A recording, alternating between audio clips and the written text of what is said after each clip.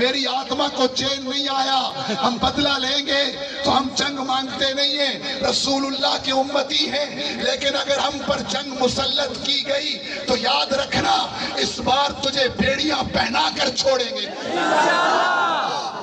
منظرنامہ بدلے گا انشاءاللہ۔ اپنے پورے ایمانی جذبے سے کہو ہم تقسیم کے نہیں جمع کے قائل ہیں۔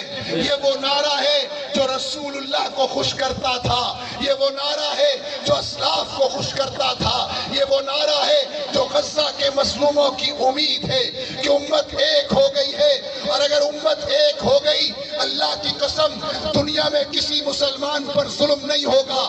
اس لیے ایمانی جذبے سے کہو اور خدام الامہ کے اس نعرے کو عام کرو گے انشاءاللہ تو مل کر بولو ایک امت ایک صدا۔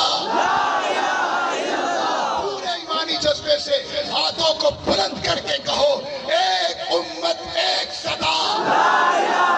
پنجابی بلوچ کا رشتہ کیا، سندھی پٹھان کا رشتہ کیا، مہاجر کشمیری کا رشتہ کیا، گلگتی خیبر پختونخوا کا رشتہ کیا، تیرا میرا رشتہ کیا، فلسطینیوں سے رشتہ کیا، اہل غزہ سے رشتہ کیا، کشمیریوں سے رشتہ کیا، ایک امت ایک صدا۔